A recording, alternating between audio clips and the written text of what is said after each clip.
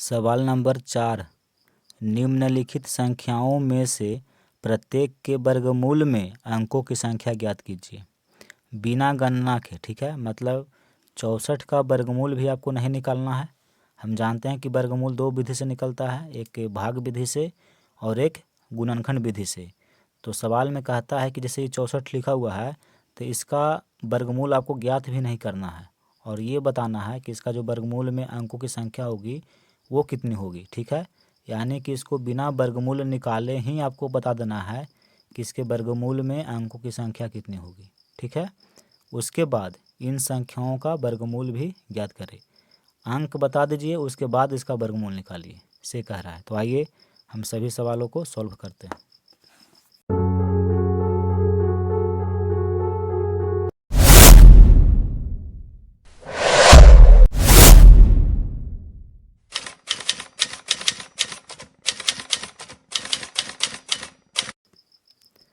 देखिए सवाल नंबर 4 का पहला, ठीक है, इसमें दिया हुआ है 64 और कह रहा है कि बिना गणना के यानी बिना वर्गमूल निकाले आप बताइए कि इसके वर्गमूल में अंकों की संख्या कितनी होगी। तो एक हम आपको कॉन्सेप्ट पढ़ाए हैं कि n का मान निकालिए। n क्या होता है कि जो संख्या दिया हुआ है उसमें अंकों की संख्या कितनी है। तो देखिए इसमें 2 अंक है यानी n का मान 2 है।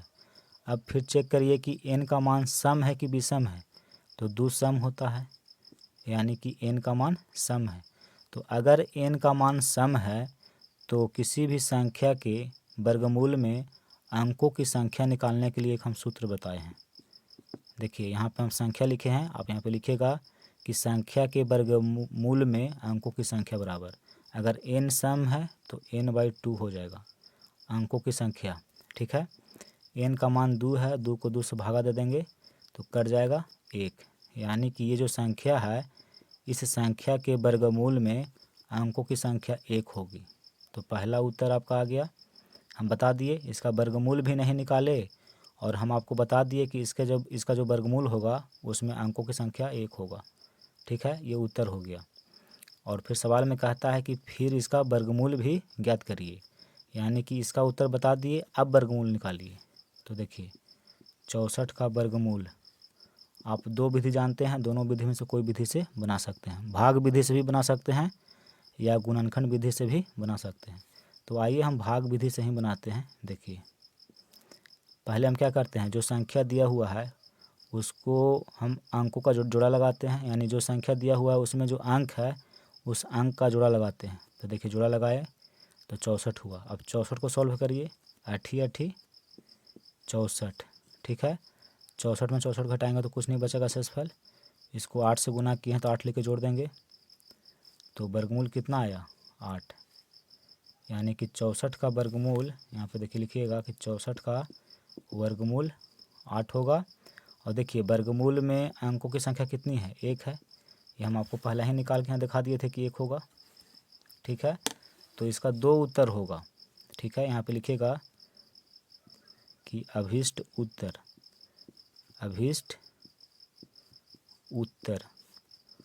पहला तो आपको बताना है कि अंकों की संख्या बताइए वर्गमूल में, तो हम निकाले 1। उसके बाद कह रहा है कि उस संख्या का वर्गमूल भी ज्ञात करिए। तो 64 का वर्गमूल हम निकाले तो 8 आया। तो ये आपका उत्तर हो गया। सवाल नंबर 4 का दूसरा, इसमें संख्या आपको दिया हुआ है 144। ठीक है, और कहता है कि बिना गणना के यानी कि इसका बिना वर्गमूल निकाले आप बताइए कि इसके वर्गमूल में अंकों की संख्या कितनी होगी। ये आपको सबसे पहले निकालना है। तो देखिए संख्या है 144। ठीक है, ये संख्या दिया हुआ है, इसमें हम n का मान निकालेंगे। n क्या होता है, तो जो संख्या दिया हुआ है उसमें अंकों की कुल संख्या, तो इसमें 3 अंक है यानी n का मान 3 है। अब देखिए n सम है कि विषम है, तो n का मान विषम है, 3 विषम होता है यानी n का मान विषम है। तो हम जानते हैं कि अगर n का मान विषम हो तो इस संख्या के वर्गमूल में अंकों की जो संख्या होगी उसके लिए एक सूत्र है। अगर n का मान विषम है तो n + 1/2। ठीक है, ये सूत्र है। तो n का मान 3 और +1 और बटा में 2, 3 और 1 4 और बट्टा में 2, 4 को 2 से काटेंगे तो 2 बार में कट जाएगा। यानी कि ये जो संख्या है इस संख्या के वर्गमूल में अंकों की संख्या 2 होगी। तो पहला उत्तर हम यहाँ पे लिख दिए। इसका वर्गमूल भी हम नहीं निकाले गुणनखंड विधि से या भाग विधि से, और हमें ये बता दिए कि इसका जो वर्गमूल होगा उसमें अंकों की संख्या 2 होगा। कैसे होगा? तो इस सूत्र से निकाले हम। अब सवाल में कहता है कि इसका वर्गमूल भी ज्ञात करिए। तो देखिए फिर 144 है और इसको हम भाग विधि से वर्गमूल ज्ञात करते हैं। तो पहले हम अंकों का जो जोड़ा लगाएंगे। तो देखिए 4 4 इसका जोड़ा लग गया, 1 का जोड़ा नहीं लगा। तो पहले हम 1 को सॉल्व करेंगे। 1 एकम 1, 1 में 1 घटाएंगे तो कुछ नहीं बचेगा। देखिए यहाँ पे 1 लिख करके इसको जोड़ देंगे। ऊपर में 44 है तो यहाँ उतर गया 44। ठीक है, यहाँ 2 लिखेंगे। तो जब 2 लिखे तो 2 से ही गुना करना होगा, यानी यहाँ पे संख्या 22 है तो 22 को 2 से गुना करेंगे तो 22 दूनी का 44। तो देखिए 44 में 44 घटाएंगे तो शेषफल कुछ नहीं बचेगा। इसको 2 से गुना किए हैं तो 2 यहाँ पे जोड़ देंगे। तो 22 में 2 जोड़ेंगे तो कितना होगा 24। देखिए शेषफल कुछ नहीं बचा, यानी कि 144 का वर्गमूल हम निकाले तो कितना आया 12 आया। तो 12 यहाँ लिखिएगा। तो इसमें 2 उत्तर होगा। पहला उत्तर तो अंकों की संख्या, तो अंकों की संख्या 2 है। उसके बाद वर्गमूल निकालना है तो वर्गमूल 12 आया। देखिए इसका जब हम वर्गमूल निकाले तो 12 आया और इसमें अंकों की संख्या कितनी है 1 और 1 2 है। तो 2 तो हम पहले ही निकाल चुके थे। ठीक है, देखिए संख्या है 4489 और इसको बिना गणना किए हुए इसके वर्गमूल में अंकों की संख्या कितनी है ये बताना है। तो इसके लिए एक हम सूत्र जानते हैं। एन का मान सबसे पहले निकालेंगे। एन होता है कि जो संख्या दिया हुआ है उसमें अंकों की कुल संख्या। तो 4 है, 4 अंक है इसमें। एन का मान सम है। तो अगर सम है तो वर्गमूल में अंकों की संख्या बराबर, इसका एक सूत्र होता है n/2। अगर n सम है तो, अगर विषम रहता तो n+1/2 होता। ठीक है, लेकिन यहाँ n सम है इसलिए n/2 हुआ। अब देखिए n का मान 4 है और इसको 2 से भागा दे देंगे तो 2, यानी कि ये जो संख्या दिया हुआ है इसमें वर्गमूल में अंकों की जो संख्या होगी वो 2 होगी। तो पहला उत्तर आपका आ गया। अब कहता है कि जो संख्या है इसका वर्गमूल भी ज्ञात करिए। ठीक है, तो देखिए 4 4 8 9 भाग विधि से निकालते हैं। आप चाहें तो गुणनखंड विधि से भी निकाल सकते हैं। सवाल में कहा नहीं है कि भाग विधि से बनाइए कि गुणनखंड विधि से बनाइए, तो आपको जो इच्छा है उस विधि से बना सकते हैं। ठीक है, तो हम भाग विधि से बनाते हैं। पहले हम क्या करेंगे कि जो संख्या दिया हुआ है उसमें अंकों का जोड़ा लगाएंगे। देखिए दाहिना तरफ से, तो दाहिना तरफ से हम जोड़ा लगा रहे हैं। तो यहाँ पे देख रहे हैं कि 44 है। वर्गमूल ज्ञात किया जाता है बायां तरफ से। ठीक है, और अंकों का जो जोड़ा लगाया जाता है दाहिना तरफ से, ये याद रखिएगा। तो 44 है तो 44 को देखिए यहाँ पर हम लिखेंगे 6 से लगाएंगे। तो 6 को 6 से लगाएंगे तो 36 हो जाएगा। अगर यहाँ पे हम 7 लगाते तो 7 में 7 से गुना करिएगा तो 49 होता है, जो कि 44 से ज़्यादा होता है। तो 49 लगेगा नहीं, यहाँ पे 6 से ही लगेगा, 36 लग जाएगा इसमें। ठीक है, देखिए 6 से इसको लगाए तो 6 लिख करके यहाँ पे जोड़ देंगे। 6 6 12 होता है।